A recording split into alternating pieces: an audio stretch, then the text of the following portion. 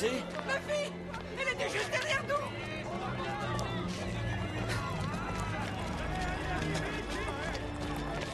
Il y a des victimes? Plein de morts, c'est horrible. Éloignez-vous, Allez, viens, chérie. occupez-vous d'elle! Hortense! Occupez-vous des blessés! Il faut les emmener à l'écart, vite! Alors, Murat, une bombe. C'est une bombe. Hortense! Il ne faut pas rester ici. Soldats, venez avec nous!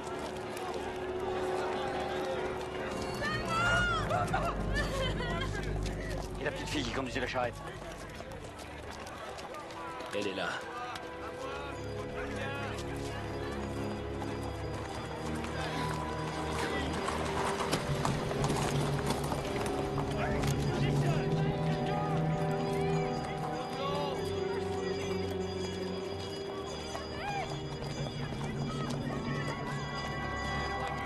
Merci, la Providence veillait sur vous.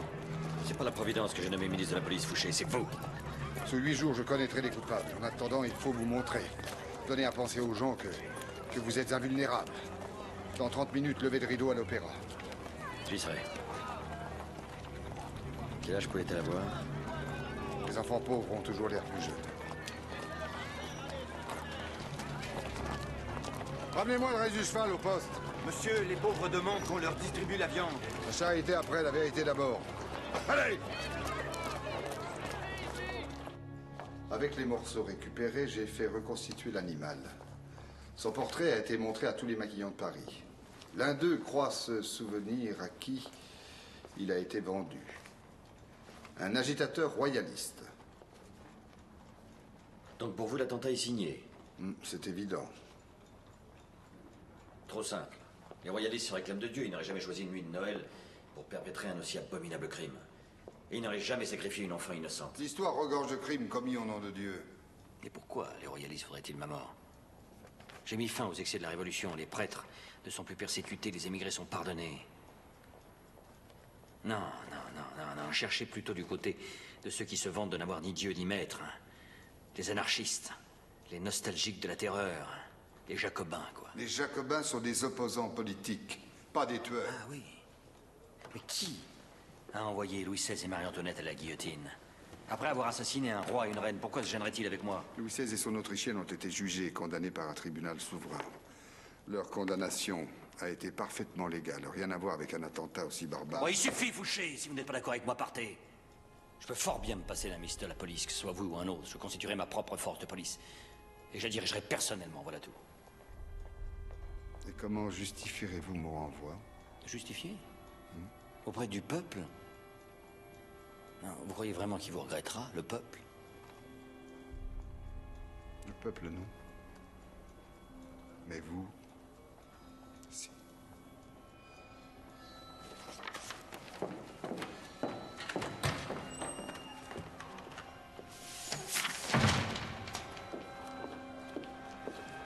Ah, monsieur le ministre, s'il vous plaît, nous vous cherchions.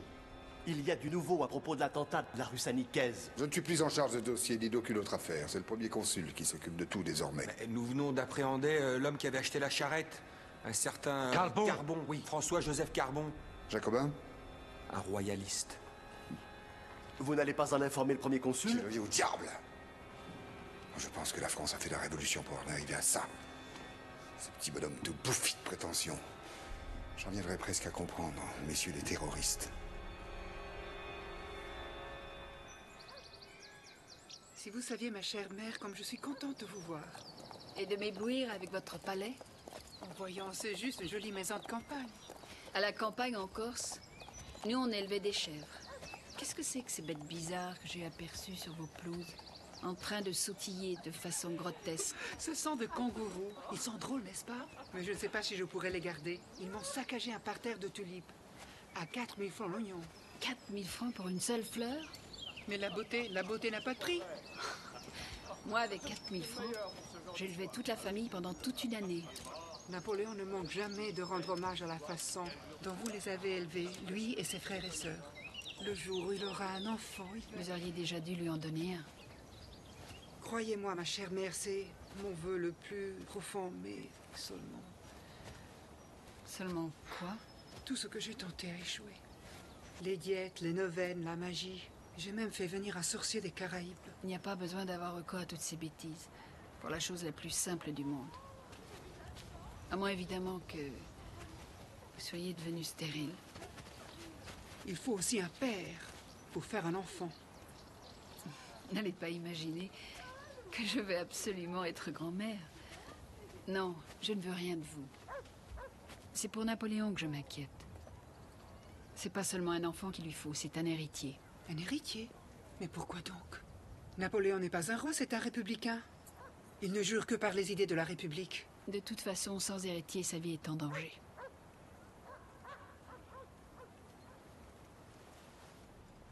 Voici la liste des noms de tous ceux qui sont impliqués dans l'attentat de la rue Saint-Nicaise et la confirmation que c'était bien des royalistes. Fouché avait raison. Je crois me rappeler vous avoir dit que sa disgrâce n'était pas du tout méritée. Le poseur de bombes a été guillotiné ce matin. Quant aux autres, ils ont été arrêtés et interrogés. Nous avons découvert que derrière l'attentat se tramait un complot, car après votre élimination, un prince de la maison de Bourbon devait prendre le pouvoir en France. Quel prince? Le gros bonnet qui se fait appeler Louis XVIII? Non. Trop vieux, trop un pas de temps pour se lancer dans l'aventure de la prise du pouvoir. Peut-être, mais il y a son frère, le comte d'Artois. Réfugié en Angleterre, il a pu trouver là-bas des appuis et de l'argent. Oui, c'est possible, c'est possible. Les Anglais ont toujours été prêts quand il s'agit de me nuire. Mais Artois manque d'envergure, il est trop timoré et puis tellement brouillon. Il est certain que vous avez raison. Il faudrait plutôt imaginer quelqu'un d'un peu plus jeune et plus exalté, pour ne pas dire plus fou. Pourquoi pas le duc d'Enghien? Le cousin de Louis XVI? Il possède tous les critères et c'est un Bourbon. Et il a assez de fougue pour plaire au peuple et assez de panache pour séduire la noblesse. Et quant au retour à la royauté, ce serait comme une sainte croisade pour lui. J'ajouterais qu'il a émigré à Ettenheim, dans le duché de Bade. Oui, et ce qui lui laisse toute la liberté de comploter en paix, c'est que le duché de Bade est un état souverain et Enghien est sous sa protection. Oui, mais ça n'est pas complètement inaccessible. Ettenheim n'est qu'à quelques heures seulement de la frontière française. Un enlèvement? C'est possible. Mais quelle tempête dans les cours d'Europe, hein? C'est seulement vis-à-vis de l'étranger que vous perdrez en réputation. Car ici, même les plus fervents révolutionnaires seront les premiers à se réjouir de votre fermeté à l'égard d'un suppôt de la monarchie. Je ne cherche pas l'appui de ces gens-là. Ils ont trop de sang sur les mains. Ils ont voté la mort du roi, ce sont des régicides et des assassins. Ah, parce que vous ne l'auriez pas voté? Je ne sais pas. Mais si, vous le savez. Le cours de la Révolution était irréversible. Et je suis sûr que vous auriez agi de façon identique. On ne lutte pas contre un raz-de-marée. Mais rassurez-vous, pour revenir sur l'affaire du duc d'Enghien, ça n'a vraiment rien à voir avec Louis XVI. Il faut juste nous assurer de sa personne. Mais naturellement, c'est vous, et vous seul, qui décidez.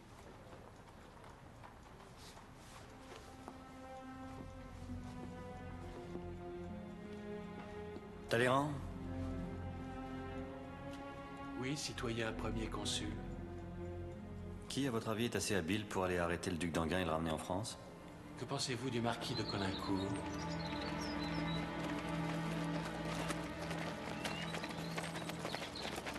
Comment voulez-vous procéder, monsieur de Caulaincourt? Je tiens à respecter les règles de la bienséance. Commençons donc par frapper à la porte. Et si on ne l'ouvre pas? Alors j'aurai le regret de vous demander d'avoir l'obligeance de la faire enfoncer par vos soldats.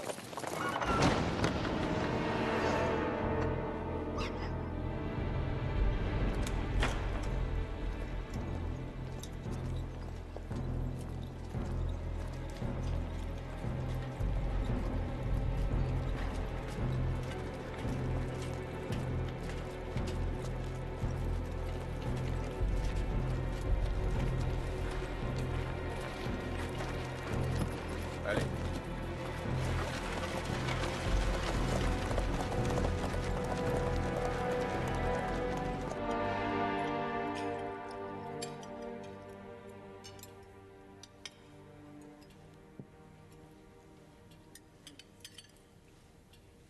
Je ne dis pas que je ne veux pas d'enfant. Mais je ne suis pas si pressé, j'ai assez de soucis comme ça.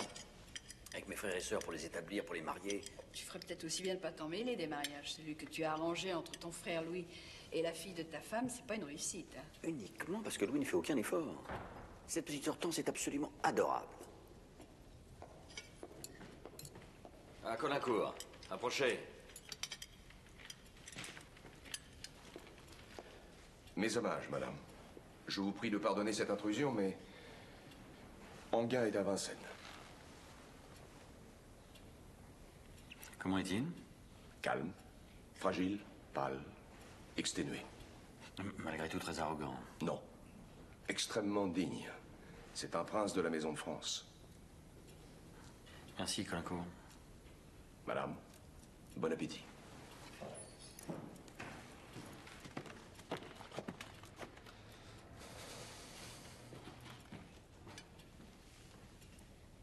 Qu'est-ce que tu vas faire maintenant?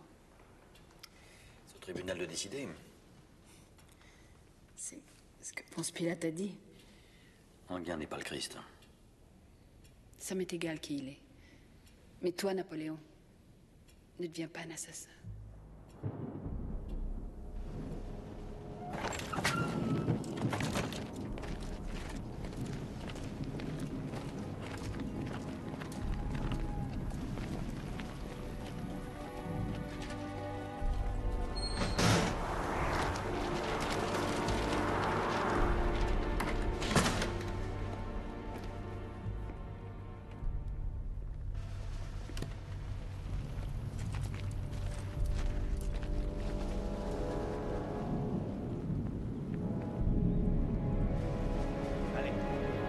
Avancez.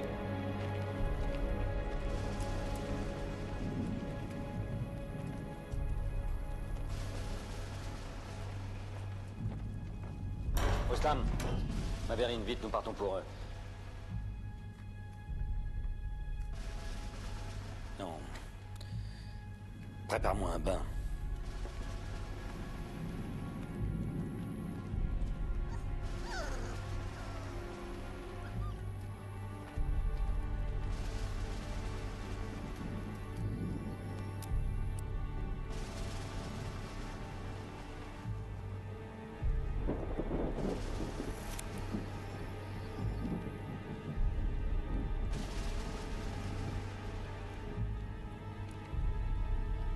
Pour ma fiancée.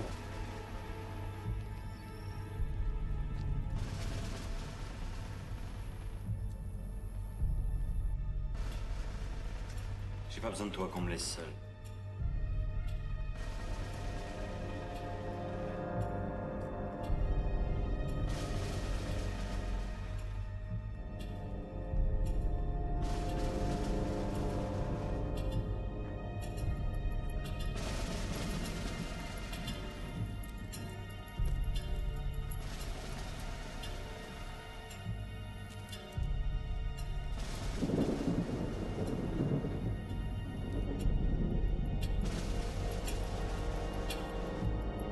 Apprêtez vos armes à mon commandement. Anjou.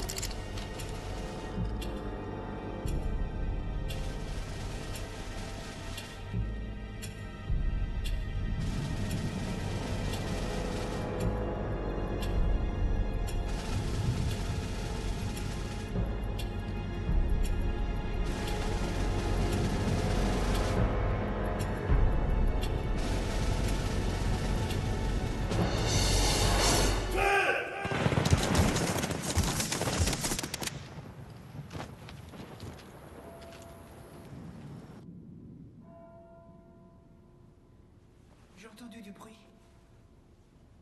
Tu n'étais pas couché.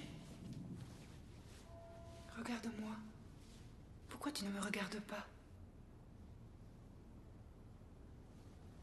Tu as fait cette chose-là. Cette chose atroce. Malgré mes supplications, celles de ta mère et celles de toute ta famille. Cette affaire ne concerne ni toi, ni ma famille. C'est une affaire d'État. Ça concerne le gouvernement de la France. Et moi. Oui, toi, oui. Tu pouvais lui faire grâce. Tu n'avais besoin de personne. Tu n'avais qu'un seul mot à dire. Si lui m'avait demandé de l'épargner.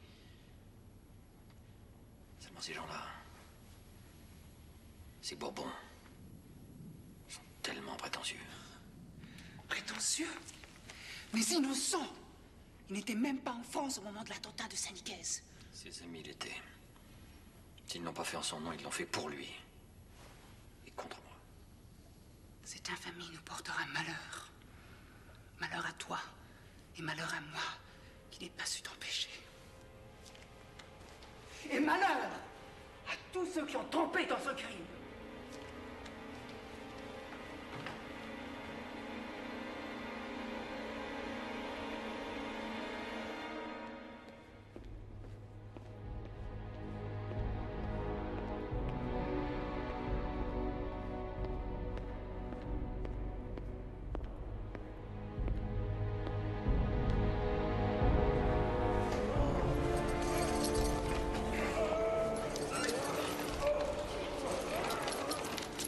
Oui, d'accord.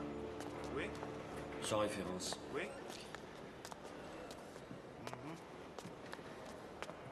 Approchez, Talleyrand. Venez admirer ces merveilles. Personne n'osera plus dire que mon expédition en Égypte a été inutile. Ou encore que la mort du duc d'Enghien a été un assassinat. L'affaire est classée. Pour vous, peut-être. Mais l'exécution du duc d'Enghien était à l'ordre du jour des députés. Ils l'approuvent. Et à une très large majorité. Pour ceux qui avaient voté la mort de Louis XVI, c'est naturel, désormais ils vous considèrent comme l'un des leurs. Ils ont même un titre à vous proposer, empereur des Français. L'idée n'est pas si mauvaise. Oh, bien sûr, à condition d'éviter impérativement toute confusion. On ne doit pas une seconde songer à un retour déguisé à la monarchie. Il n'y aura plus jamais de roi en France, Talleyrand. Je suis républicain. Oui, mais un empereur peut être élu de la même façon que les Césars l'étaient autrefois à Rome. Les Césars étaient élus par le Sénat. Moi, j'exigerais que ce soit tout le peuple français qui ratifie et approuve mon élection. Je serai donc le premier citoyen français à avoir l'honneur de vous présenter mes respects. Sire. Sire. Sire. Je vous assure que vous vous y ferez très vite. On verra bien.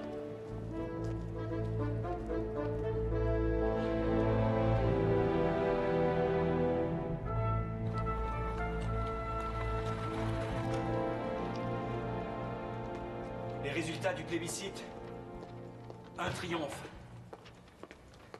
Personne ne pourra contester que les Français t'ont voulu comme empereur et qu'ils souhaitent que... Qu'est-ce que tu fais? Ça me semble évident, je corrige ce qui ne va pas.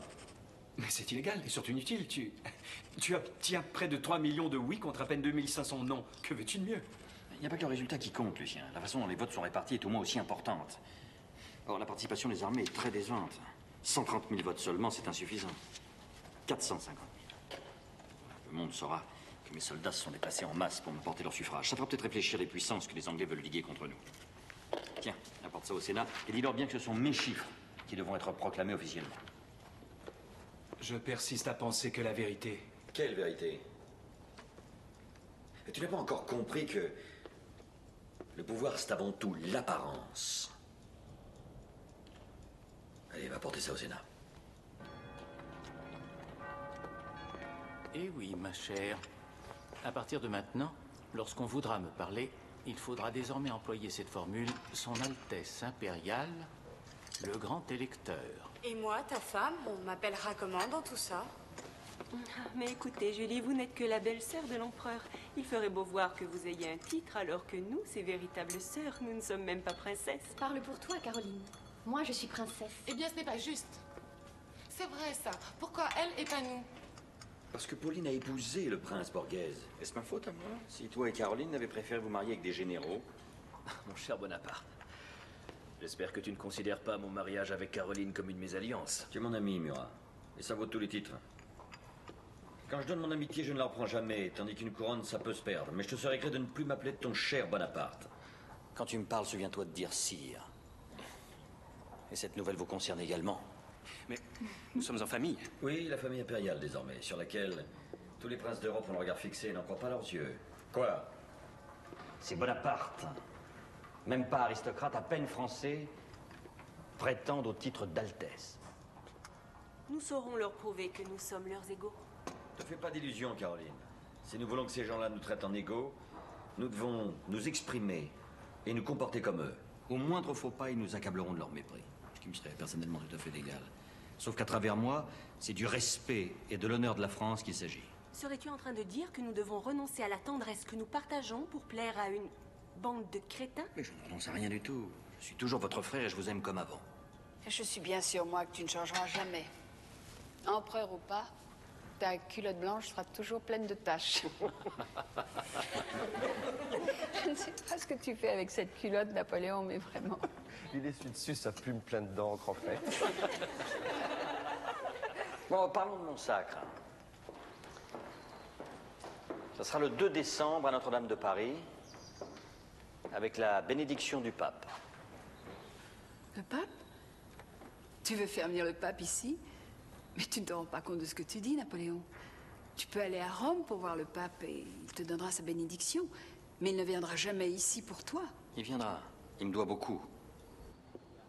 J'ai voulu le concordat qui rétablit la paix entre l'Église et l'État. Sans moi, il n'y aurait plus de religion en France. Et Dieu ne serait plus qu'un émigré de plus. Je vois que tu as tout prévu. Enfin, presque tout. Parce que devenir empereur, c'est aussi fonder une dynastie. Comment feras-tu avec une femme qui, de toute évidence, n'est pas fichue de te donner un enfant? Je t'en prie, Lucien, hein? Tu parles de la mère de ma femme. Et alors? Ta chère Hortense n'est pas en cause? Bon, ça suffit. Penses-tu qu'elle m'aurait abandonné si j'avais perdu la partie de l'issue brumaire, si j'avais été jeté en prison ou même exécuté? Non, Lucien. Jamais Joséphine ne m'aurait lâché. Et maintenant que je deviens le maître, je devrais la renvoyer? J'ai décidé qu'elle serait couronnée en même temps que moi. Dès lors, Joséphine ne sera plus seulement ta belle-fille, elle sera aussi l'impératrice. Tu veilleras à t'en souvenir. Ça ne m'empêchera pas de penser que... Tu penseras en silence, à 2 pas derrière elle.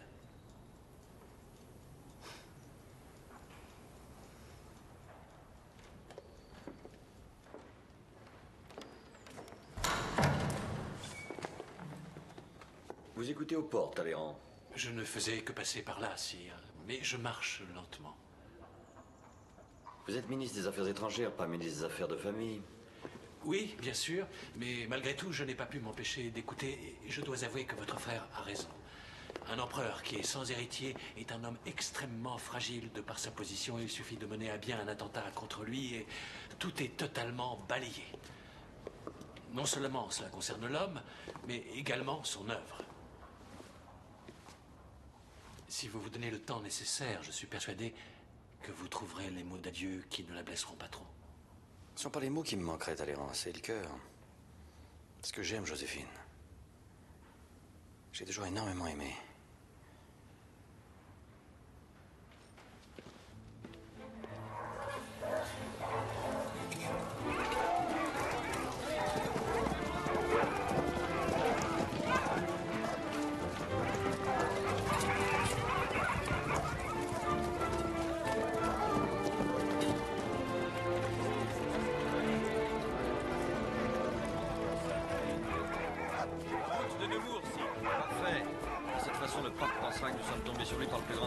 Je ne sais pas ce qu'il s'imagine que j'ai fait les frais de me porter à sa rencontre.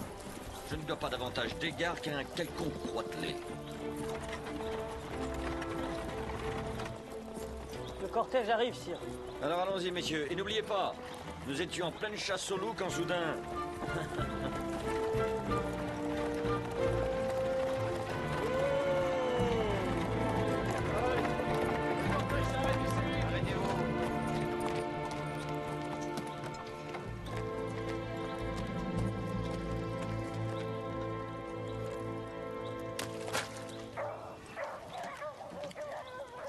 Pardon pour cette vilaine boue, très Saint-Père, mais il a beaucoup plu ces derniers jours. Et vous vous demandiez si le pape, comme son divin maître, savait marcher sur les eaux. Eh bien non, de toute évidence. Mais je possède d'autres pouvoirs. Comme celui de me sacrer empereur. Oui, aussi celui de célébrer votre mariage. Me marier, mais je le suis déjà. Durant ce long et ennuyeux voyage, un de mes cardinaux me disait que vous et la future impératrice n'avez pas été unis devant Dieu. Non. Mais notre mariage républicain n'en est pas moins valide. Pour moi, il n'a pas de valeur. Mais soyez rassurés. Je me ferai une joie de bénir votre union devant Dieu. Ah, je n'ai pas vraiment l'intention de me marier une seconde fois. Oh, je dois ajouter que je ne peux sacrer un homme empereur lorsqu'il vit en concubinage. Soit, mais alors une cérémonie discrète et sans témoins inutiles. Lorsqu'on a le pape pour témoin, sire, personne d'autre n'est nécessaire. Permettez-moi, très Saint-Père. Je vais vous aider, donnez-moi la main. Non, votre épaule. Mon plaisir. Aidez-moi. Poussez. Très bien. Poussez, oui, plus fort. Et voilà. Magnifique.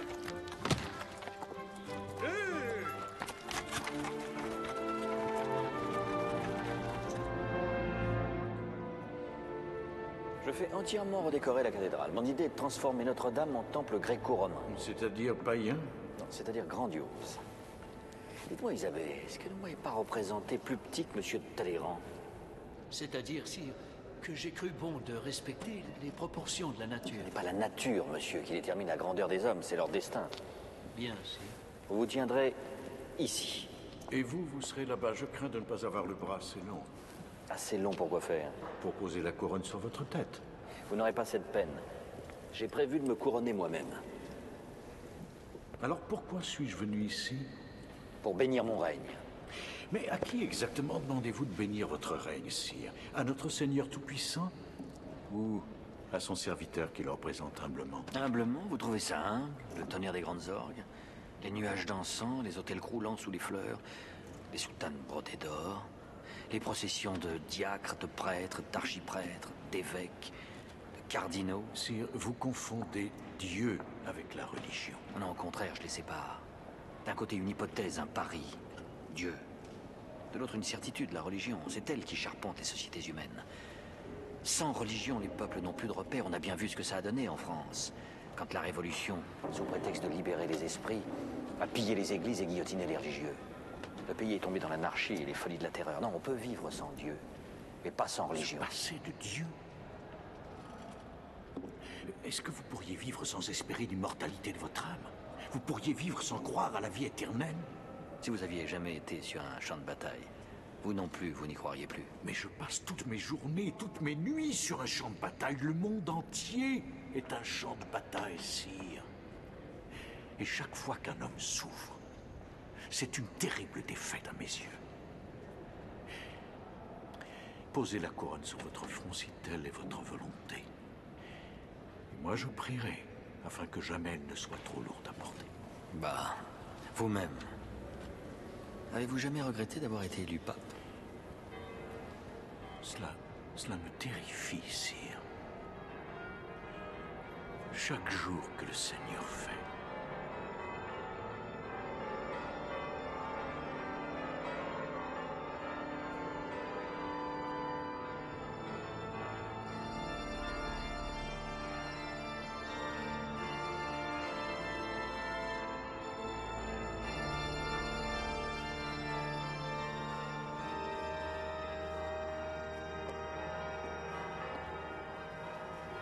Laissez-nous.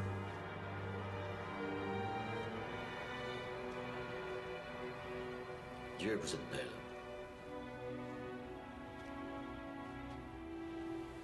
Sais-tu que je te donnerais à peine 25 ans? Le maquillage, c'est un peintre qui l'a conçu, qui m'a aidé à le poser en travaillant ombre et clarté à même mon visage, comme si j'étais un chef-d'œuvre. Qu'est-ce que tu es? Ton chef-d'œuvre alors, le chef-d'œuvre de ton amour. Tu me permets de dire ça? Tu en doutes? Pas quand tu me regardes comme ça. Pas quand nous sommes seuls, toi et moi.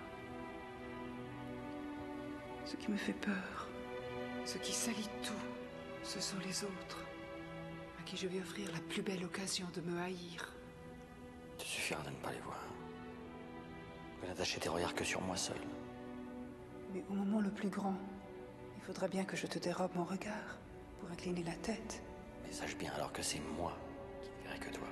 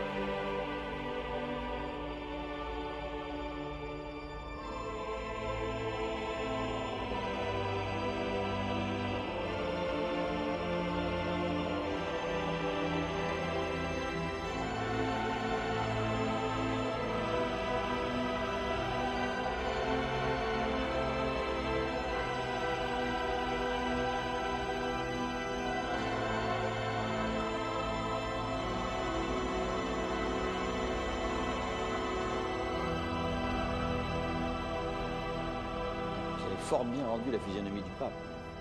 On dirait qu'il est assis là, sur son fauteuil, avec défense d'en bouger. Comme il a l'air de s'ennuyer, le pauvre. Placé où il était, il ne pouvait voir que le dos de votre manteau. Et oui, ma mère? Nulle part, sire. Madame, votre mère ayant préféré ne pas assister à la cérémonie, je n'ai pas cru devoir... Je ne vais pas supporter de voir glorifier Joséphine. Querelle de chatte. Mais la postérité ne comprendrait pas son absence en un pareil moment. Là, David. Vous allez la peindre là, au milieu des tribunes. Hein. Je compte sur vous pour qu'elle soit bien en vue. Faites-lui une robe magnifique. Et veillez à ce qu'elle ait l'air radieuse. Sire, je ne sais pas si madame votre mère appréciera. Elle commencera à paraître furieuse. On a un caractère très entier, comme tout le reste de la famille, d'ailleurs. Avec le temps, elle me sera reconnaissante de lui avoir évité de passer pour une personne à l'esprit étriqué et mesquin. Voilà. Très beau, David. Ça sera très beau. À combien de temps pensez-vous l'avoir fini? Il faut le temps, sire. 1 an, 2 ans, peut-être. Allons, David. Pressez!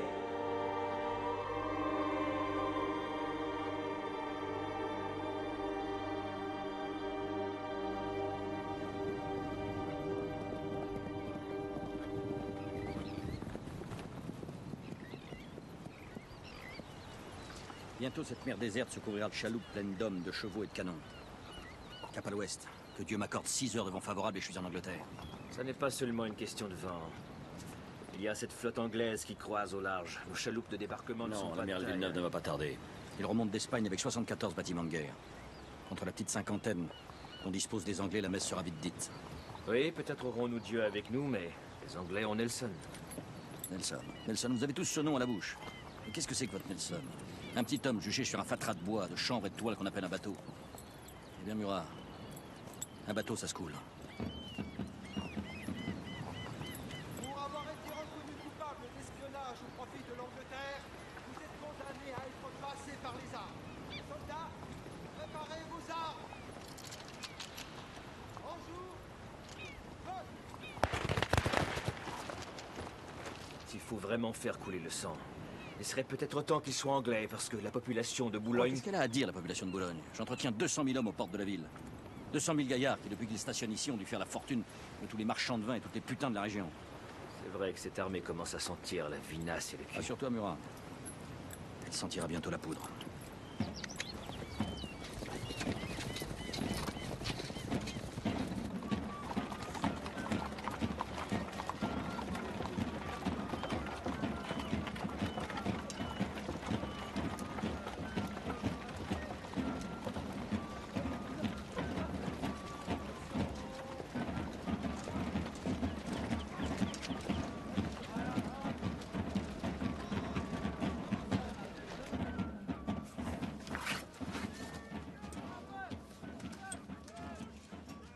Pardonnez-moi, sire, je crois que vous pouvez peut-être cesser de regarder vers l'Angleterre à présent. Vous m'amenez des nouvelles de l'amiral Villeneuve? En effet, sire. Monsieur de Villeneuve a estimé que ses escadres étaient trop vulnérables et que ses marins étaient trop mal préparés pour affronter l'amiral Nelson. Il préfère attendre, sire. Derrière un rocher, comme un enfant peureux. Le lâche, l'imbécile, mais ne sait-il pas qu'il y a la guerre, avoir du géniste, avoir de l'audace? Comprend-il pas que sans ces bateaux pour me porter, je suis ici comme un cul de jatte? Mais il est peut-être préférable que votre majesté n'ait pas traversé la Manche. Parce que l'Angleterre a réussi à persuader la Russie et l'Autriche de lancer une attaque contre nous par l'Est, pendant que notre armée était occupée ici, à l'Ouest. C'est une excellente stratégie, et bien anglaise.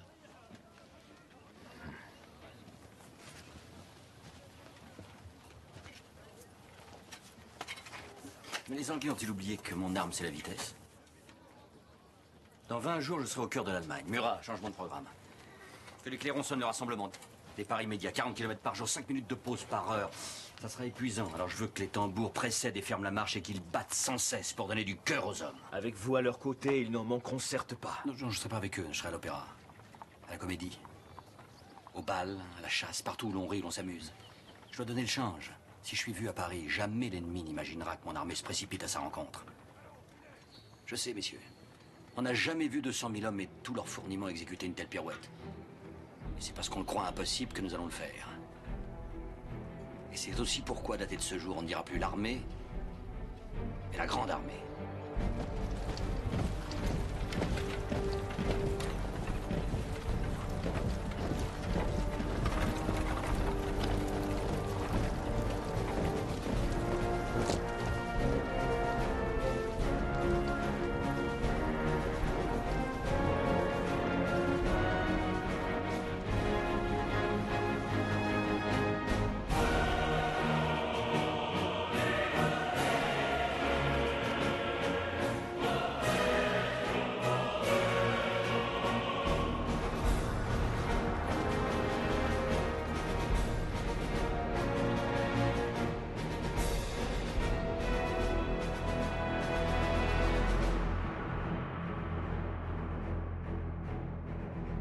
C'est là que se jouera la partie. Une fois la Russie et l'Autriche écrasée, la Prusse avec elle, s'il lui prend l'envie de rentrer dans la danse, je serai le maître de l'Europe. Et l'Angleterre n'aura plus qu'à pourrir dans sa tanière. Non, vous avez de la chance, Fouché. Vous revenez aux affaires quand tout va bien. À ce détail près, sire, que les caisses de l'État sont vides. Oh, je les remplirai. Gagner la guerre, c'est faire de l'or. Pour gagner la guerre, sire, il faut la faire. Vos armées sont rangées en ordre de bataille, mais il n'y a pas de guerre. Eh bien, soit. Attaquons. Nous avons assez d'un échange comme ça. Je rejoins la troupe départ demain 4 heures.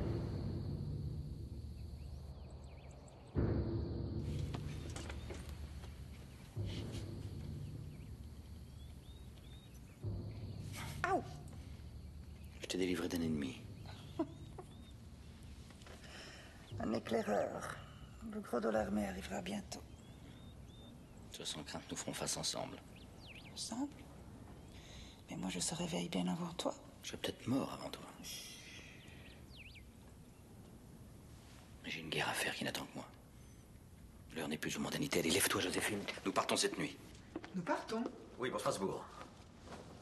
Lorsque les hommes verront que tu fais partie du voyage, ils en déduiront que la guerre ne sera ni trop féroce, ni trop longue.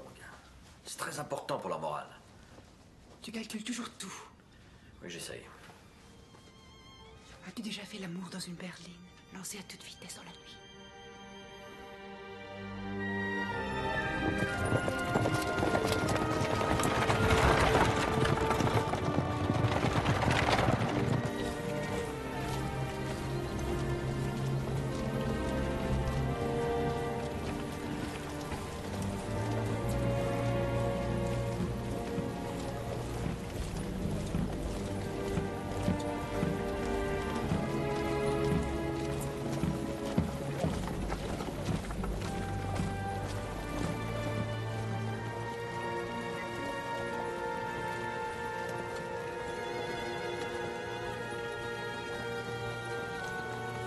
Ami, tu es tout trompé. Tout à l'heure au bivouac, Roustam me préparera un bon bain chaud. Tu sais que ça me guérit de tout. Pas d'être séparé de moi, j'espère. Je veux que tu m'écrives. Une lettre par jour, c'est le mois. 2, ça serait mieux. Non mais écoute attentivement. S'il devait m'arriver quelque chose, c'est toi qui assurerais la régence jusqu'à ce que... Jusqu'à ce que ton fils soit en âge de te succéder. Mon fils? Tu me prises avec une telle passion. Cette nuit dans la berline, que je ne serais pas étonnée que tu m'aies fait un bel enfant. En cas de malheur, c'est le fils de Louis et d'Hortense qui me succédera. Un Bonaparte. Tu vois, j'ai tout prévu. Prévois surtout de me revenir. Moi, je ne peux pas vivre sans toi.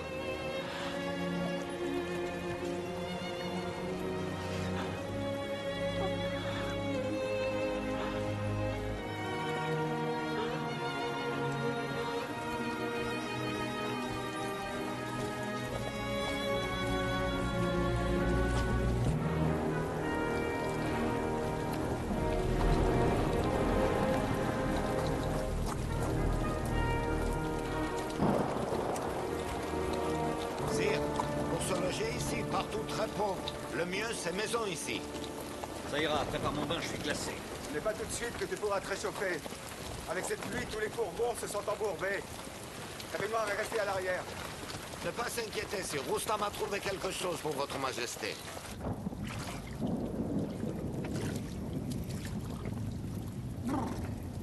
J'ai jamais eu aussi froid de ma vie. C'est quoi ça exactement?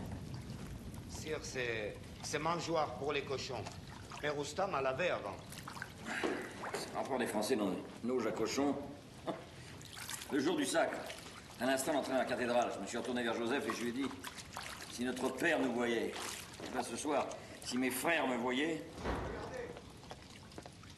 Des œufs. C'est tout ce que j'ai pu trouver. Parfait. J'ai bien essayé de t'attraper aussi la poule, mais elle n'a rien voulu savoir. En la poursuivant, j'ai glissé dans le purin. Désolé pour l'odeur. Oui, ça c'est un fait que tu pues abominablement. Quand nous reniflerons l'odeur de la mort, on regrettera celle du fumier. Alors donne tes œufs à Roustam, il va nous confectionner une belle omelette. Et viens de plonger là-dedans. L'eau est encore chaude.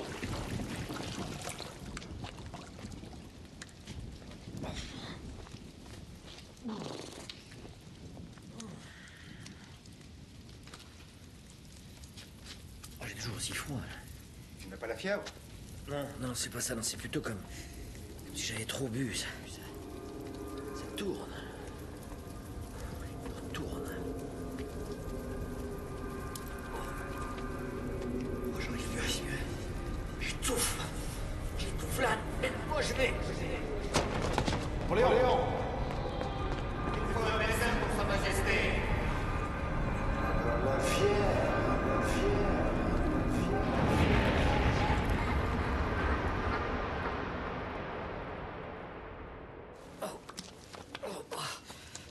Ça va mieux, Roustam.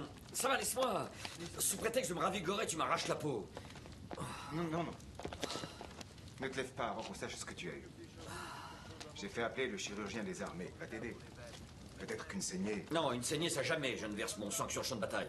Eh bien, toi, n'était pas question que tu nous fasses une omelette?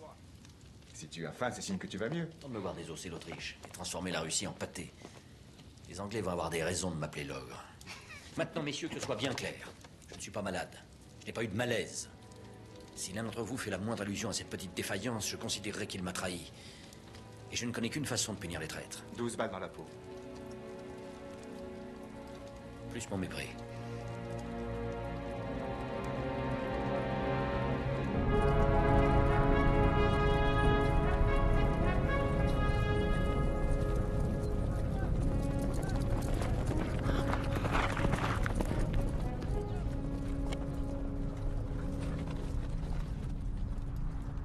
Et je prendrai position le premier.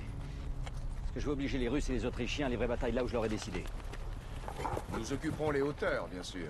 Je vous reconnais bien là, Colincourt. Parce que vous êtes marquis que vous ne pouvez pas vous empêcher de vouloir toiser les gens de haut. Sire, tous les manuels militaires s'accordent pour affirmer que la meilleure position pour livrer bataille est sur les hauteurs. Enfin, ceux qui ont écrit ces manuels n'étaient pas là où nous sommes aujourd'hui. Au fait, où sommes-nous? Austerlitz, sire. Eh bien, messieurs, Austerlitz donnera donc tort au manuel cher à monsieur de Colincourt. Nous offrirons les hauteurs à nos adversaires cette fois. Je vais leur laisser occuper le plateau de Pratzen. Pour qu'ils puissent mieux fondre sur nous? Non, pour qu'ils croient pouvoir fondre sur nous. La route de Vienne, mes amis, que nous contrôlons. Alors essayons de nous placer du point de vue de l'ennemi.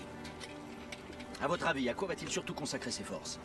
À reprendre cette route et nous couper de nos arrières. Bien vu de l'ennemi. Qu'ils essaient seulement. On va se mettre en travers de leur chemin et les empêcher de passer, avant même qu'ils aient pu faire un pas. Non, non, là c'est moi qui t'arrête, Murat. Cette route, nous allons leur faire croire que nous l'abandonnons. Nous allons faire mine d'être effrayés par la puissance de feu ennemi et nous reculerons. Ce qui encouragera l'ennemi à avancer. Et pour avancer, il devra dégarnir en partie le plateau de Pratzen, au pied duquel l'attendra notre aile droite, laquelle commencera par reculer. Reculer? Encore? Non, juste de quoi laisser l'adversaire s'enfoncer dans le piège, car c'est bien d'un piège qu'il s'agit. Une fois que nous sentirons l'ennemi sûr de lui, trop sûr de lui, nous cesserons de reculer. Bernadotte et Soult attaqueront le plateau de Pratzen. Tandis que l'âne et toi, Murat, vous nous prendrez tous Beaumont d'Arvert. Ça a l'air tellement simple. C'est simple. C'est pourquoi c'est un para.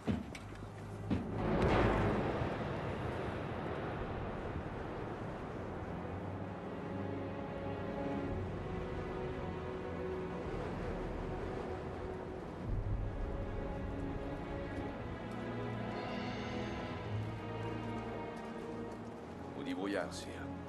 Bienheureux brouillard, au contraire. Il empêche les Russes et les Autrichiens de repérer nos positions et de voir nos régiments se rassembler dans la plaine. À toi de jouer, Davout. Profite de cette brume pour te rapprocher au plus près du corps d'armée de Kutuzov. Très bien, sire. Et moi, sire. Donnez-moi 10 minutes et je m'empare du plateau de Pratzen. Eh oui, Soult, j'y compte bien. Attends seulement que la brume se dissipe. Le soleil va sortir, je le sens. Il va venir. On se connaît bien, le soleil et moi. Tu veux le soleil maintenant? Mais le brouillard était pour le piège. Le soleil sera pour la victoire. Sa lumière, en révélant brusquement à l'ennemi que nous sommes plus près de lui qu'il ne le pense, va lui faire perdre de son arrogance.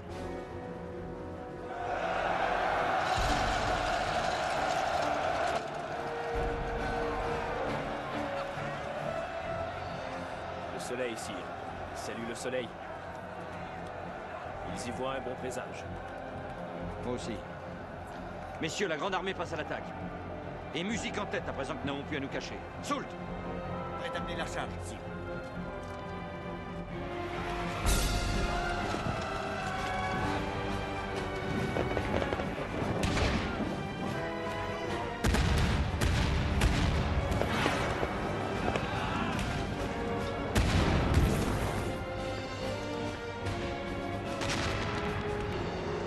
C'est toujours si beau quand ça commence.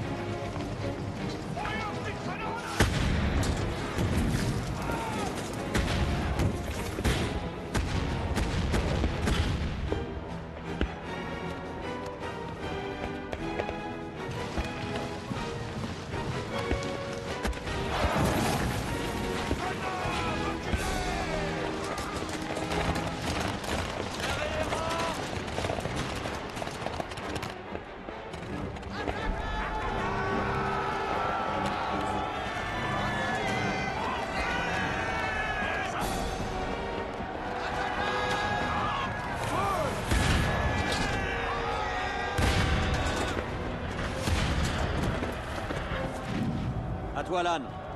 Tu vas balayer cette plaine avec ton 5e corps. Murat sera juste derrière toi.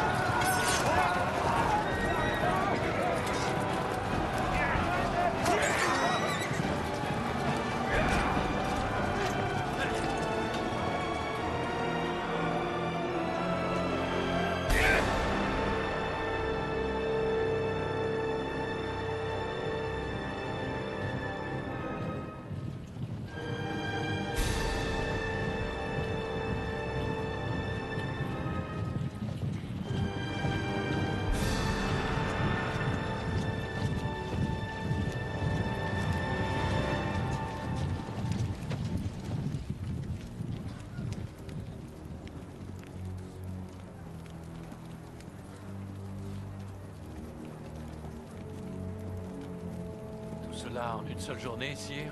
En quelques heures à peine, oui. 20 000 tués chez eux, entre 6 et 8 000 chez nous.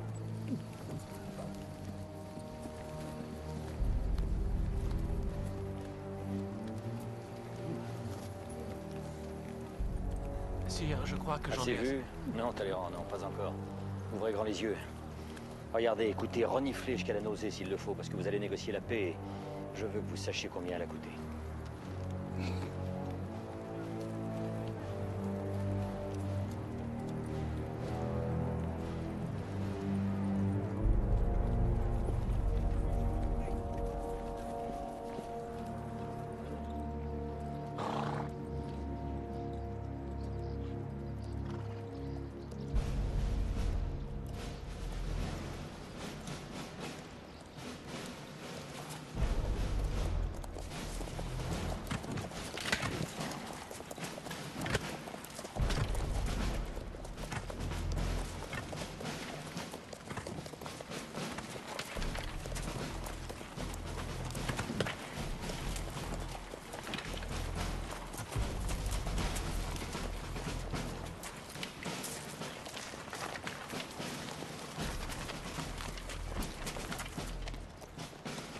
Descendez donc jamais de votre cheval, sire? Il est arrivé de dormir, Anselme, pour avoir fait à cheval à peu près tout ce qu'un homme peut faire, excepté l'amour. Mais je ne désespère pas d'y parvenir un jour. Qu'allez-vous exiger des vaincus? Je peux tout, n'est-ce pas? En effet, vous êtes le maître. Bien. Alors j'exige la paix. La paix? C'est magnanime, et votre modestie va certainement apparaître comme une plaisante surprise pour l'empereur d'Autriche et le tsar Alexandre. Oh, c'est tout pour l'essentiel. Quant aux détails, l'Autriche me remettra le Tyrol et Venise. Je veux le Tyrol pour sa position stratégique et Venise pour ses trésors. Oui, je compte faire transférer cet admirable quadrige qui se trouve sur la place Saint-Marc à Paris. Je suis sûr qu'Eugène de Beauharnais ne pourra pas me refuser ça.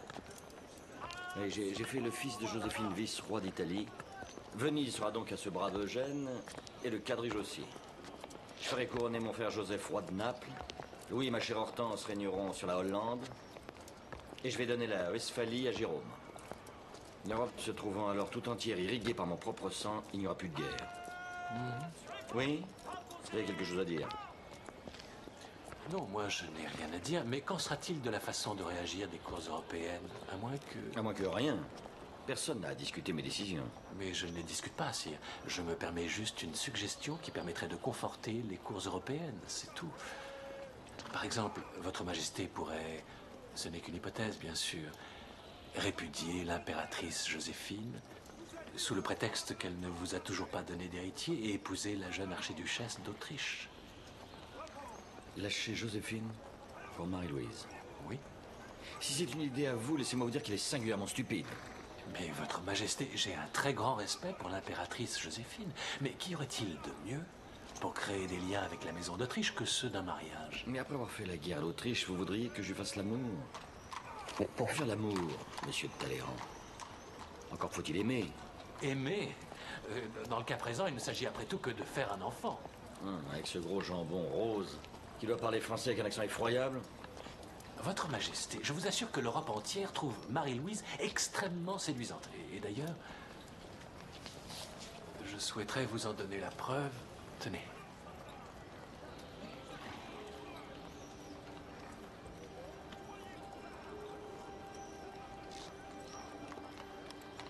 Bien, il est inutile d'insister. La France a déjà eu une Autrichienne avec Marie-Antoinette. Ça n'est pas avec des mauvais souvenirs qu'on bâtit l'avenir.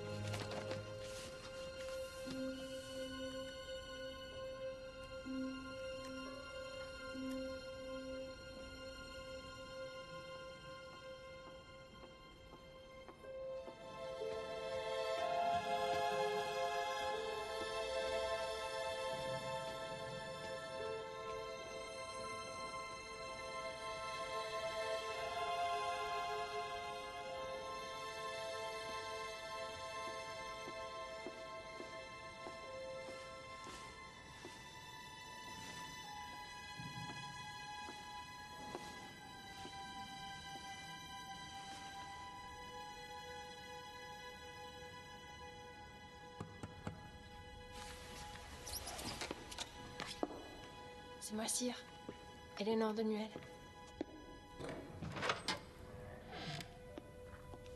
Pardon de venir si tard? J'ai dit à Joséphine que je travaillais. D'ailleurs,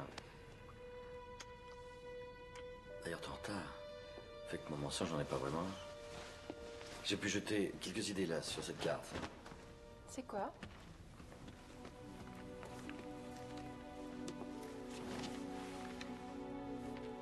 Où donc se trouve Trafalgar? Trafalgar n'a jamais existé. Savez-vous, mademoiselle de Nuel, que ce que vous êtes en train de regarder relève du secret d'État? Et que pour ça, je pourrais te faire arrêter, mon ange. Mais c'est toi que tu punirais. À moins de venir me faire l'amour dans mon cachot. Oui, au moins nous serions tranquilles. C'est vrai que j'en peux plus, moi, de ces rendez-vous à la sauvette. Dire qu'on me pousse à répudier ma femme pour une princesse autrichienne. Et qu'on me traiterait de mari malhonnête si on me voyait en train de caresser une petite suivante de rien du tout. Mais pas petite suivante. Dame du palais électrice de Sa Majesté impériale. Pardon.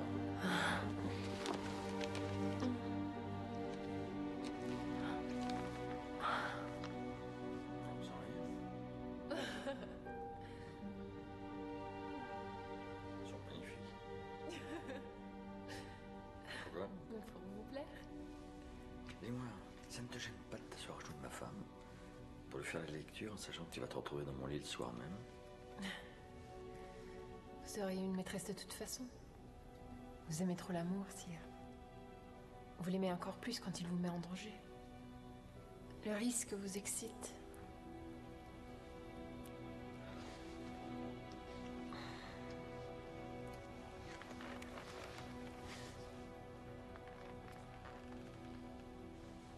Joséphine qui rentre du théâtre.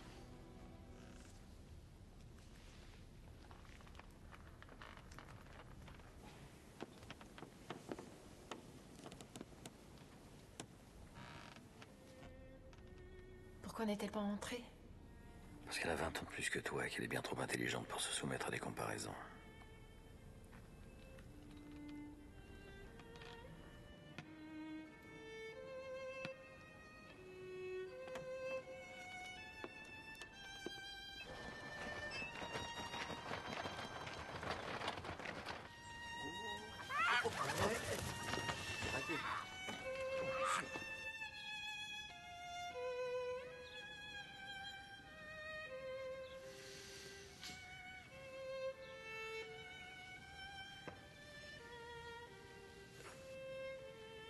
Tu joues vraiment n'importe comment aujourd'hui. Veux-tu que je cède ma place à Mademoiselle de Nuel? Bon, peut-être elle ne sait pas jouer aux échecs. Elle ne peut pas être douée pour tout. Mais tu devrais le savoir mieux que moi, parce que Éléonore de Nuel est une de tes suivantes. Et une de tes maîtresses. Ce sont les ragots, ça. Non seulement elle est ta maîtresse, mais c'est une maîtresse amoureuse. Enfin, supposer que ce soit vrai, mais la seule chose qui devrait compter pour toi, c'est si moi je suis amoureux d'elle. Très bonne question. Et quelle est la réponse? Elle t'excite, mais tu n'es pas amoureux. Tu vois, tu n'as rien à craindre. Joue donc. Je n'ai pas peur d'Éléonore de Nuel, pas plus que toutes les autres petites... que tu as mises dans ton lit et que tu mettras encore dans ton lit. La seule chose que je craigne, c'est que tu m'aimes de moins en moins. Jusqu'au jour où tu ne m'aimeras plus du tout. Ça n'arrivera jamais. Mais tout arrive, mon ami. La preuve? Échec au roi. À moins que je sacrifie ma reine. Auquel cas... Bon, je serai échec et meute. Refusons une autre partie. Celle-là ne tourne bien ni pour toi ni pour moi. Allez.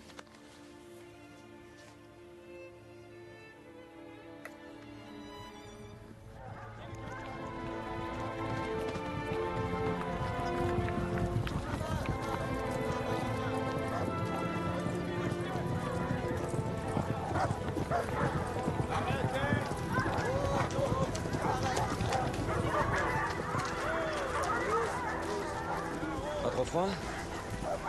Tu t'ennuies pas trop à suivre cette chasse? J'aime pas la chasse.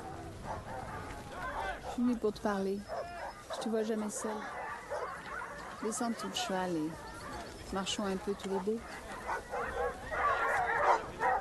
Alors, Napoléon, tout le monde dit que tu as remporté une grande victoire à Austerlitz. Mais ça aurait aussi pu être une grande défaite.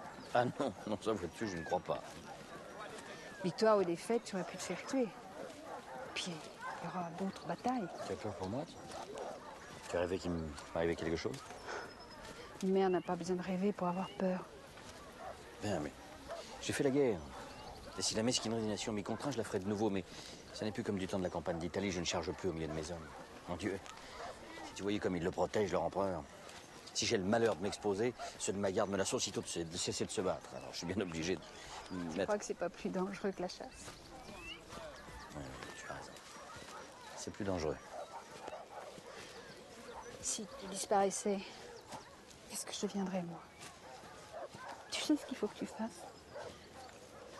Il faut me faire donner une rente. Tu penses à ma mort, c'est ça que tu vois? Mais... Une rente? Préparer l'avenir n'a jamais tué personne. Puis c'est pas à toi que je demande l'argent, Napoléon. C'est à l'État. J'ai donné mon fils à l'État. Tu peux quand même me donner un petit quelque chose en retour, non? C'est les dispositions que tu me réclames. Je les ai déjà prises, figure-toi. Je t'en ai rien dit parce que je craignais de te bouleverser en te parlant de ma mort, mais je vois que je me trompais. Vous êtes tous pareils. Sans cesse après moi, vous n'en avez jamais assez, une famille de vampires. Mais pourquoi est-ce que vous n'essayez pas de vous battre un peu par vous-même? Pourquoi est-ce que vous attendez toujours tout de moi? Pour qui est-ce que vous me prenez à la fin? Pour Dieu? Foutaise, je suis seulement Napoléon. Napoléon Bonaparte. Le petit Corse qui risque sa vie à chaque bataille. Et chaque bataille est un coup de dé sur lequel je peux tout perdre. Moi aussi, il y a des jours où je suis fatigué. Et où je me demande à quoi demain ressemblera.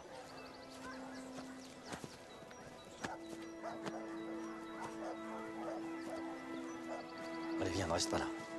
Pas que tu prennes froid à ton âge.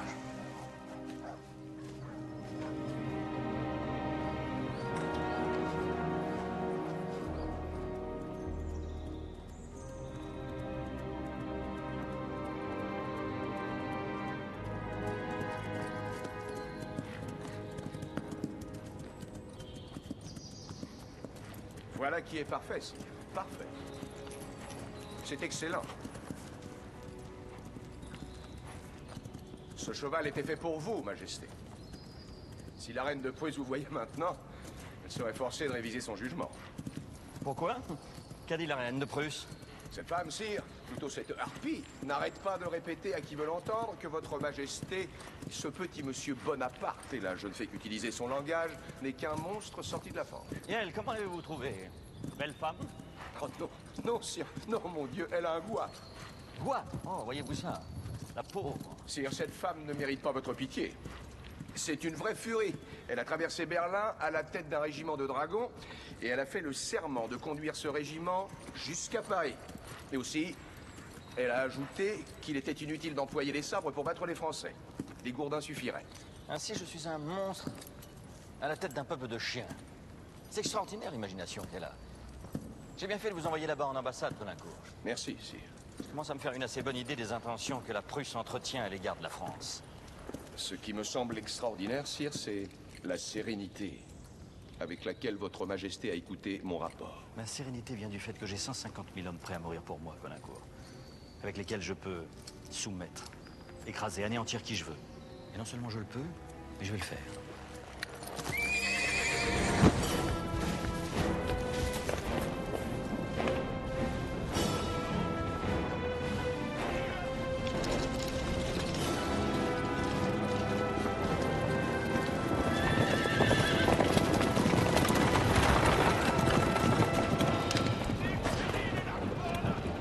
Bonne amie.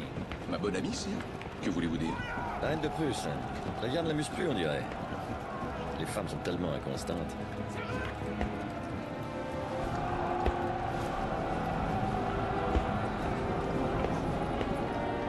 Quelle heure est-il? Près de midi, sire.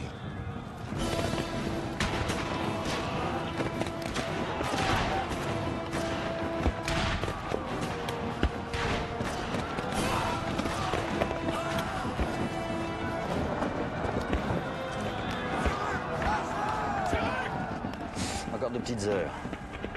Et Iéna, qui n'était que le nom d'une petite ville, sera le nom d'une immense victoire.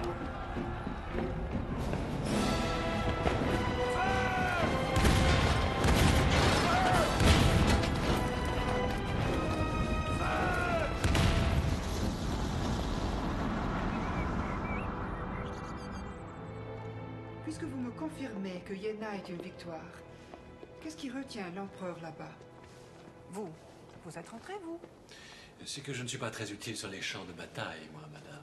Des champs de bataille? Vous voulez dire que malgré la victoire, la guerre va continuer? Maintenant que l'empereur a battu l'armée prussienne, il veut également battre l'armée russe, car selon lui, elle représente une réelle menace pour la paix en Europe. Alors, il a donc décidé de se lancer à sa poursuite à travers la Pologne. La Pologne? On dit que les Polonais sont très jolis.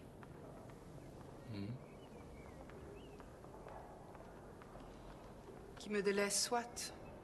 Mais la France, l'a-t-il oublié? Ah non. Mais peut-être que sa France existe non seulement dans sa mémoire, mais également dans ses rêves. Tous les jours, on reçoit ses décisions concernant de nouveaux monuments, des parcs, des halles et des marchés. Il veut également organiser une exposition universelle de tout ce qui sort de nos manufactures. Mais son dossier de prédilection est la création d'un code civil, car il veut réformer de façon légitime les rapports entre les Français. Dans le domaine de la vie quotidienne, les héritages, les contrats de mariage et aussi... Divorce? Oui, les divorces aussi. Eh bien, puisque vous semblez dire que mon époux ne sera pas de retour pour Noël, j'irai donc le rejoindre en Pologne. Je crains hélas que ce ne soit pas une très bonne idée, madame. Si vous revenez de ce voyage plus triste qu'en partant, vous ne pourrez vous retourner que contre vous-même. Il y a là-bas l'homme que j'aime. Peut-être 2 pour aimer. Que voulez-vous insinuer? Vous dites insinuer, madame? Ceci est curieux. Tout le monde dit en parlant de moi que j'avance masqué, que je déguise ma pensée. Et pour une fois que je dis exactement ce que je ressens, vous n'avez pas l'air de vouloir entendre. Mais il se pourrait que ce soit vous qui avanciez masqué. Non?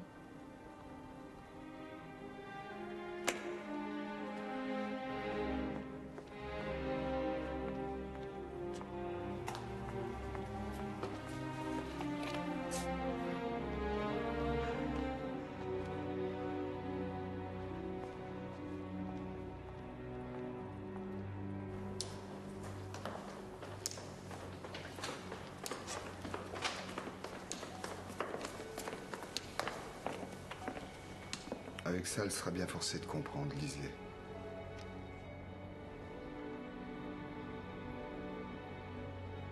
Il faut le lui faire savoir. À elle? Non, à lui.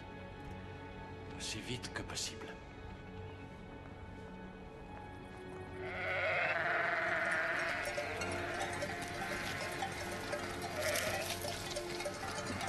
Chez vous, monsieur. Allez, plus vite, plus vite.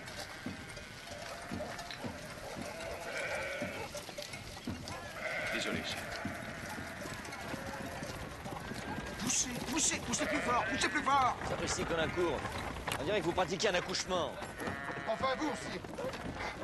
J'arrive de Paris pour vous remettre ceci. Avec vous, ce sont toujours de terribles nouvelles. Qu'avez-vous déjoué cette fois? Une nouvelle conspiration pour m'assassiner? Ça, par exemple, c'est extraordinaire. Tenez, Colincourt, lisez. Oui, sire. Bonjour. Le ministre de la police porte à la connaissance de Sa Majesté impériale que le 13 décembre 1806, au 29 rue de la Victoire... Rue de la Victoire, c'est un nom prédestiné, ça.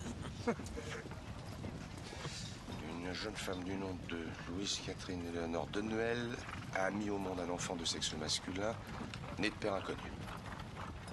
Ah non, Colincourt, ne faites pas plus stupide que vous ne l'êtes. Vous ne comprenez pas?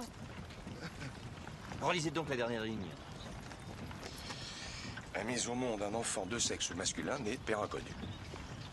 De père inconnu? Mais ça veut dire... L'empereur. Eh oui, Colincourt. Sa Majesté a un enfant.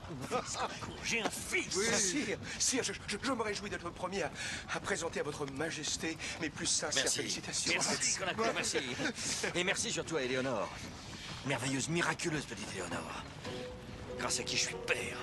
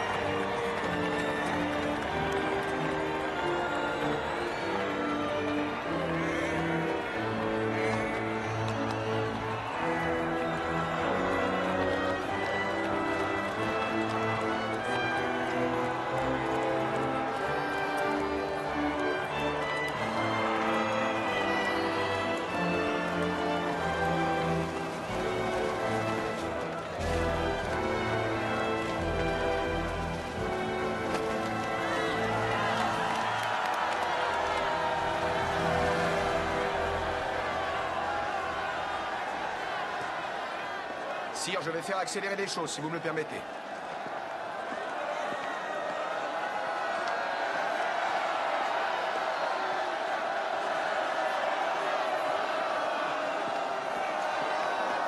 Je vous en prie, monsieur. Aidez-moi, je dois voir l'empereur. C'est impossible. Absolument impossible. Allez-vous permettre, monsieur, qu'un de vos soudards traite ainsi la comtesse Marie Walewska?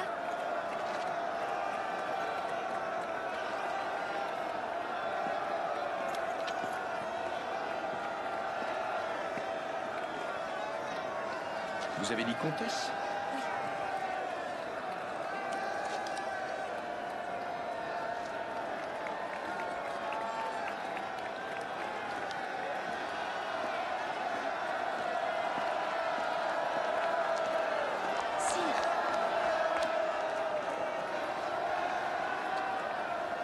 Soyez le bienvenu, sire. 1000 fois le bienvenu. sur notre terre de Pologne et qui vous attend pour se relever. Et... je ne sais plus. J'avais préparé 1000 choses dont je voulais vous parler. Et maintenant que je vous vois, je ne sais plus que dire. Moi non plus, je ne sais que dire. Ce qui va nous obliger à nous revoir. Quand nous aurons, vous et moi, retrouvé les mots qui nous manquent. Vous voulez bien?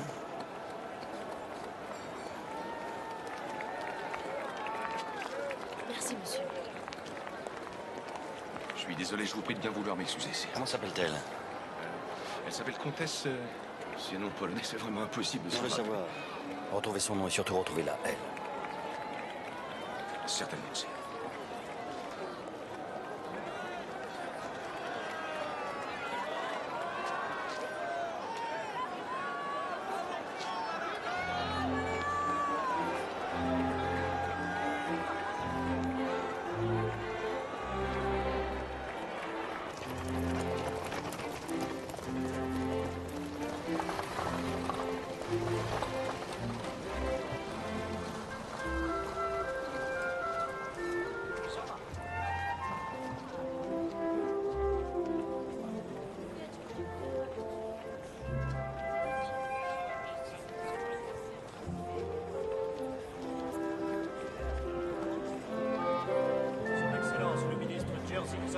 Et madame. Monsieur le comte Henrik et madame la comtesse Dabrovnik. Monsieur le baron et madame la baronne Slodowski. Eh bien, sire, je crois que votre majesté connaît désormais tout ce que la Pologne compte de personnes dignes de lui être présentées. Non, il manque quelqu'un. Je ne crois pas, non.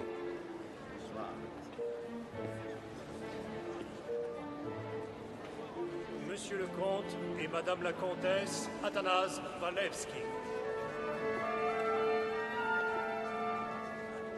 Voilà, il ne manque plus personne maintenant.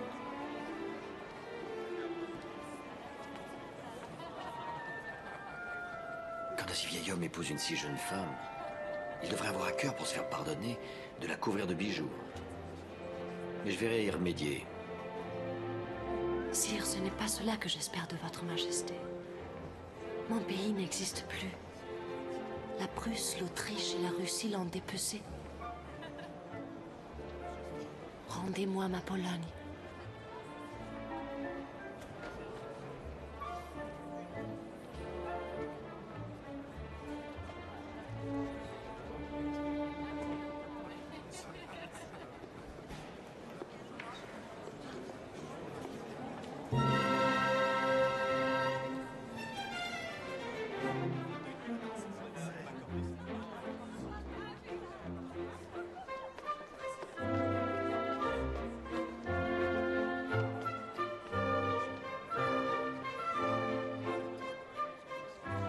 Léon, c'est... Quoi? Votre fils. Mademoiselle Denvel l'a appelé Léon. La moitié de Napoléon. Comme le cri des pans. Le cri des quoi? Non, rien.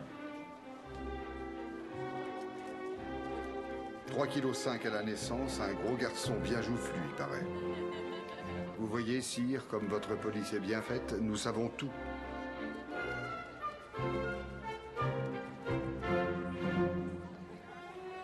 Qu'on me fasse compte avec une rente de 25 000 francs.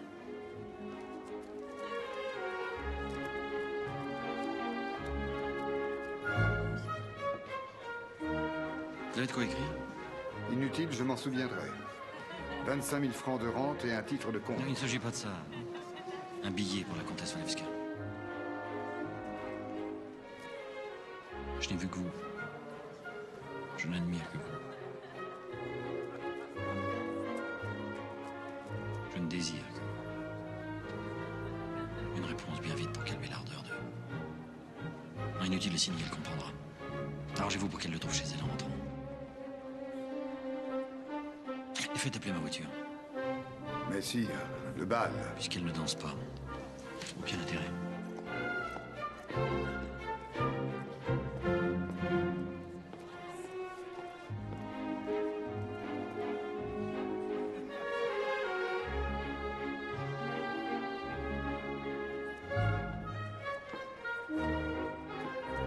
Me feriez-vous l'honneur de cette danse, madame? Si vous n'avez rien à me demander en échange. Madame. Puis-je, comte Valeski?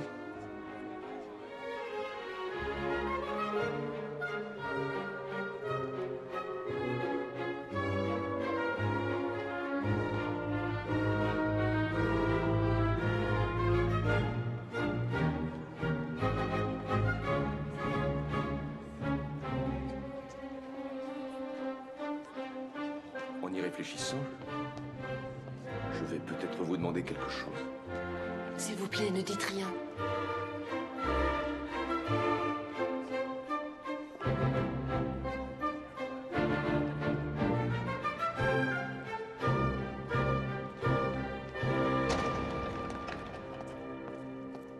Sire?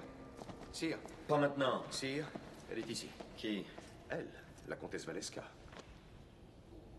Elle est là. Oui, dans votre chambre.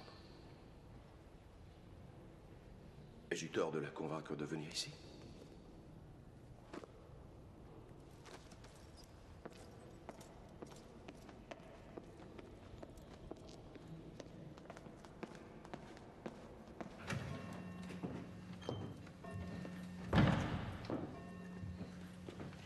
Doucement, sire. Venez à moi comme un homme, pas comme un conquérant. Pourquoi avez-vous peur, madame? C'est sans importance. Ah, si, pour moi, ça en a. N'êtes-vous pas ici de votre plein gré? J'ai cru comprendre que monsieur de Caulaincourt s'est montré persuasif, mais il n'aura pas osé vous forcer, je le connais, ce n'est pas son genre. Un marquis, pensez donc. D'autres que lui m'ont conseillé de profiter de cette opportunité pour peut-être pouvoir toucher le cœur de votre majesté. Le prince Poniatowski et jusqu'à mon propre mari. C'est toute la Pologne, sire, qui me jette dans vos bras. N'ayez pas peur, madame, vous n'y êtes pas encore dans mes bras. Voyez, plus je m'approche de vous et plus vous reculez. Je serai bientôt le dos au mur. Et que croyez-vous que je ferai, alors? On dit que vous ne vous embarrassez guère pour prendre ce que vous voulez. Il ne vous arrivera rien que vous n'ayez voulu, je vous le jure, madame. Au revoir, comtesse. Sire, rendez la Pologne souveraine. C'est ça que vous êtes venu me demander? Donner un roi à la Pologne. Et je ne peux pas prendre un tel engagement. J'ai toute l'Europe pendue à mes basses qui cherche à me saigner. Non, mais je peux vous promettre que... Je peux te jurer que de même que je n'oublierai jamais cet instant, jamais non plus je n'oublierai ce qui t'a amené ici ce soir. Donne-moi un peu de temps si je vois que les Polonais sont dignes d'être une nation. Bien sûr qu'ils en sont dignes. Regardez-moi. Jugez-les d'après moi. Je suis l'une d'entre eux. Impétueuse, passionnée, courant vers moi comme une folle au risque de te faire étouffer par la foule. Et ensuite refusant de me revoir, si la Pologne te ressemble. Quel petit pays fantasque. Que faut-il faire pour que vous aimiez ce petit pays fantasque? Te laisser aimer.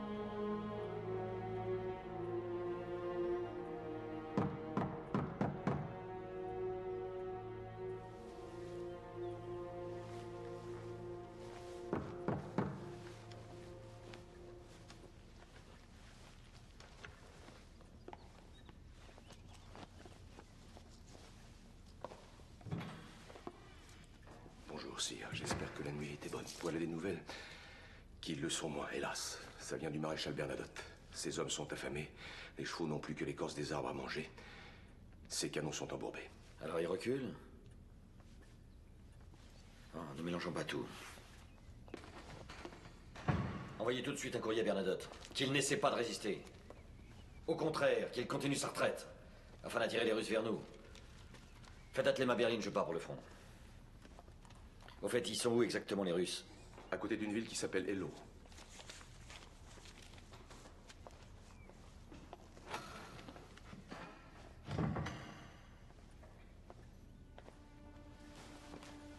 Vous partez, n'est-ce pas? Oh, je reviendrai. Je reviendrai. Vous avez dû dire ça bien souvent. Je suis toujours revenu. Mais pas toujours la même adresse. Tu serais plus rassuré si je t'épousais? Ne soyez pas cruel. Nous deux savons que c'est pas possible, vous êtes déjà mariés et moi aussi. La seule chose que vous puissiez épouser ici, c'est... Ta cause? La cause de la Pologne. Cette nuit, je n'y ai pas pensé. Pas une seule fois. Cette nuit, mon pays, c'était vous.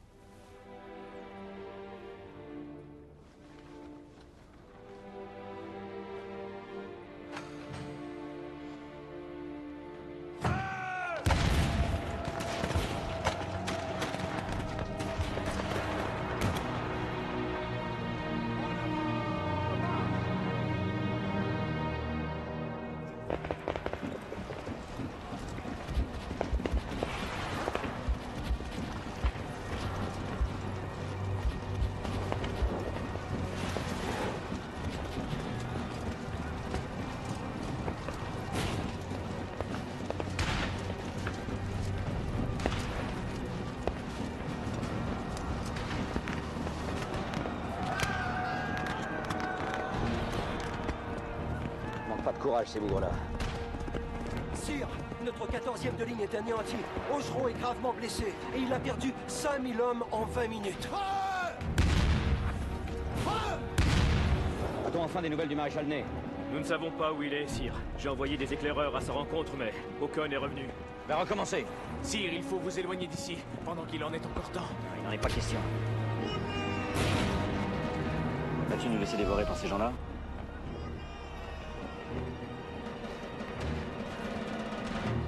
Allez, ha!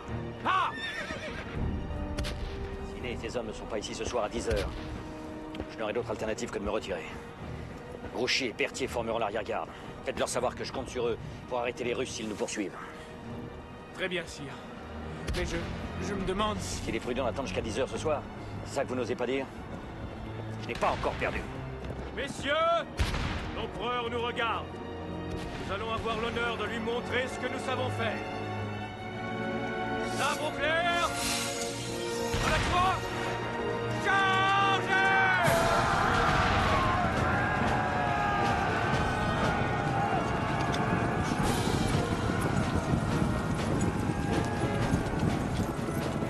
Est-ce que ça va suffire? Non. Mais il n'empêche que c'est magnifique.